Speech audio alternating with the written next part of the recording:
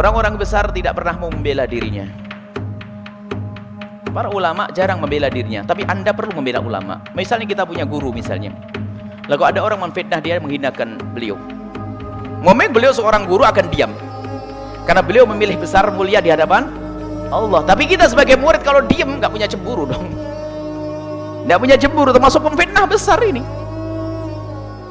Bahkan mungkin Anda sebagai seorang, jangankan murid, dengan sahabat, Anda bersahabat, ini hati-hati ya. Anda punya sahabat, tak taunya sahabat Anda ini ternyata difitnah oleh seseorang dan ngomongnya di depan Anda. Anda tahu yang benar, tapi orang lain berbicara yang tidak benar. Kalau Anda diam saja, Anda khianat dengan sahabat Anda. Anda harus bilang, oh mohon maaf, saya yang tahu tentang dia. Harus ngomong gitu. Anda saya seorang murid, saya sebagai murid tidak terima. Karena apa? Guru saya tidak seperti itu. Kalau Anda diam, Anda tidak punya cemburu, fitnah di hati Anda sendiri.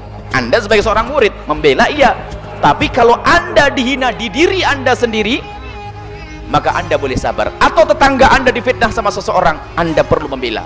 Tetangga Anda, jangankan kok guru, tetangga difitnah. Bisa tetangga difitnah zina, difitnah ini. Misalnya ada laki-laki masuk, contohnya heboh sak kampung, wah ibu janda itu datangi laki-laki zina dan sebagainya. Anda tahu bahasanya itu adalah adiknya atau bukan sepupunya, adiknya atau pamannya. Anda wajib jelaskan, bu bukan, itu saudaranya. Saya tahu, wajib. Kalau Anda diam-diam, berarti Anda merelakan dia difitnah, maka Anda bagian daripada dosa. Ini babnya. Hati-hati, jangan menyebarkan aibnya orang, mencemarkan nama baik. Kalau orang yang dicemarkan, Anda boleh sabar. Tapi kalau Anda melihat nama baik seseorang dicemarkan, maka Anda punya kewajiban membela kehormatan seorang muslim. Karena seorang muslim ini, jika seorang muslim adalah harkat martabat Islam itu sendiri. Ini harus Islam difitnah, seorang ulama difitnah. Ini kita harus membela dong. Ulama difitnah, kita wajib membela. Kalau beliau sendiri, dia mungkin tidak memberi jawaban apapun. Mungkin dia memberi jawaban karena dia ngerti kemuliaan di hadapan Allah yang beliau cari, karena beliau orang ikhlas. Tapi kita sebagai murid, sebagai pecinta beliau, wajib membela. Ini harus difahami. Dan mungkin ulama tersebut melarang, jangan. Iya ya Syekh, ya Kiai, ya Habib, ya Ustadz, Anda melarang kami. Itu hak Anda sebagai seorang ulama karena pengen besar di hadapan Allah. Tapi saya sebagai seorang murid tidak bisa Anda larang. Saya harus membela Anda. Itu hak, harus begitu sebagai seorang murid. Jangan gurunya direndahkan, dicaci, difitnah dan sebagainya, diam, berarti iman Anda juga nggak ada. Kenapa?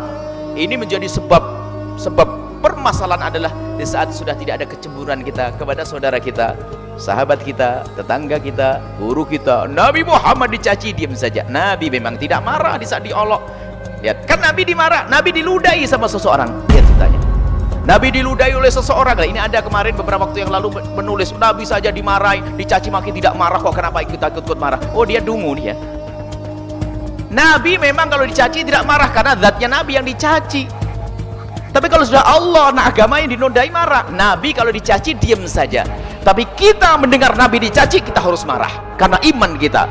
Kalau kita mencaci Nabi kafir, melihat orang mencaci Nabi, kok kita diam, munafik hati kita. Al-Quran, lihat, Al-Quran mulia, nggak ada yang bisa merendahkan Al-Quran. Ya'lu wa la yu'la alaihi. Selalu tinggi Al-Quran, tapi ada orang merendahkan Al-Quran. Lalu kita Al-Quran kapanpun, sampai dan dimanapun tetap mulia. Biarpun dihinakan oleh seseorang tetap mulia. Nggak perlu kita ribut-ribut. Oh, dungu. Dungu, Al-Quran dihinakan, kita wajib membela karena itu urusan iman kita. Adapun Al-Quran tidak ada yang bisa menghinakan.